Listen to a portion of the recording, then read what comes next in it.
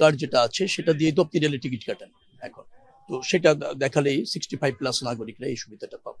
আর যারা একটু ডিসেবল আছেন তাদেরও তো ওই মন্ত্রণালয় থেকে কার্ড দেওয়া আছে, যারা ডিসেবল পিপল তারা ওই কার্ড দেখে এই সুবিধাটা পাবে।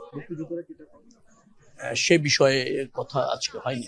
মুক্তিযোদ্ধাদের জন্য কি আলাদা বয়স্কদের ক্যাটাগরি হয়েছে, তো সেখানে মানে কে কোন শ্রেণীর সেটা না, বয়স অনুপাতে এটা করা আছে। 65+ যারা আছে নিশ্চয়ই তারাও পাবে। অনলাইনে ওখানে অপশন থাকবে, আপনি আইডি কার্ড দেখালে 65+ হলেই আপনি ওই 25% ডিসকাউন্ট পেয়ে যাবেন। স্টুডেন্ট আইডি কার্ড শো করতে হবে, এবং যারা ডিসেবল পিপল আছেন তাদের ক্ষেত্রেও যেটা হবে, তাদেরও একটা কার্ড আছে, হ্যাঁ, মন্ত্রণালয় থেকে দেওয়া আছে, তো সংস্থাপন থেকে, সেখান থেকে।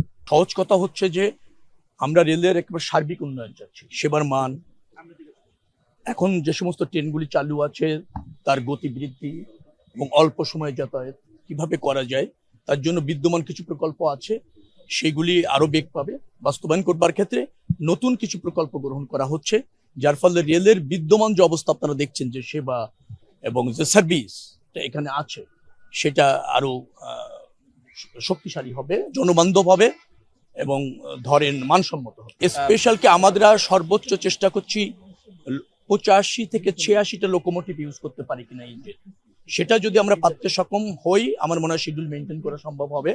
যে জাতীয় অতিরিক্ত আছে সেটাও আমরা বহন করতে সক্ষম হবো বলে মনে করছি। কোনো শিডিউল বিপর্যয় হওয়ার সুযোগ থাকবে না। আমরা এটা নিয়ে গত প্রায় ধরেন 10 দিন ধরে কাজ করছি বলতে গেলে। সমস্ত মন্ত্রণালয়গুলি যার এখানে যারা যুক্ত আছেন এবং যারা মাঠে কাজ করবেন, তারপর মোবাইল টিম, নৌ পুলিশ, হাইওয়ে পুলিশ, সেনাবাহিনীও কাজ করবেন। রাস্তার উপর যাতে যত্রতত্র অবস্টেকেল তৈরি না হয়, মানে বাজার ঘাটগুলি অন্তত লেনগুলিকে মানে কাজে লাগানো যায়, দখল যাতে না থেকে থাকে অস্থায়ীভাবে, যেমন বাজার বসে যায় ঈদের সময়, সেগুলি সেটা থাকবে না। যত্রতত্র পার্কিং থাকবে না, ভাড়া কেউ বেশি নেওয়ার কোনো সুযোগই নেই। এটা নিয়ে আপনার যারা বাস মালিক সমিতি আছে, লঞ্চ মালিক সমিতি আছে, তাদের সাথে বসেছি, তারা অঙ্গীকার করেছে এবং আমরা তাদেরকে কিন্তু ইসের মধ্যে রেখেছি আর কি, নজরদারিতে রেখেছি, এবং যে কোনো মূল্যে আমরা এটা প্রতিষ্ঠিত করব। ঈদ যাত্রার স্বস্তিতে হচ্ছে, আশা রাখছি সবারই এরকম সহযোগিতা থাকলে।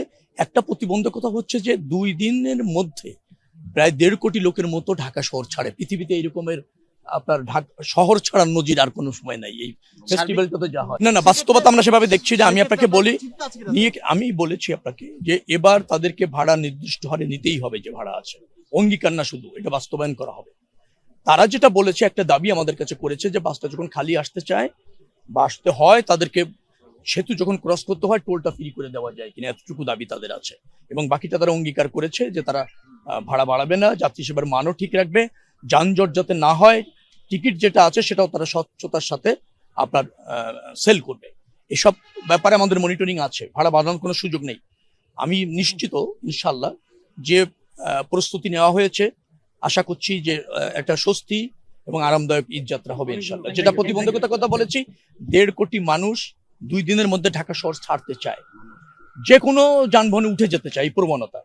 50 জন যাত্রী এক হয়ে গার্মেন্টসের ছুটি হয়েছে, তারা একটা ফিটনেস নাই এরকম একটা পিকআপে উঠে যাত্রা শুরু করেছে, মাঝখানে কি বিকল হচ্ছে। একদিন ছুটি বাড়ালে ছুটিটা আরো স্বস্তির হয়, তবে সেটা সরকারের সিদ্ধান্ত, সেটা এখনো বিবেচনায় নেওয়ার সুযোগ হয়নি। পরিস্থিতি অনুসারে আগামীতে হয়তো সেই সিদ্ধান্ত যাবে। না, সেটা এখনো সময় আছে। এখনো আমাদের প্রস্তুতিগুলি চলছে, যে আমরা কিভাবে ফাংশন করব এবং করাবো এবং মাঠে থাকবো, সেই জায়গার প্রস্তুতিটা চলছে, সেটা আগামীতে বলা যাবে।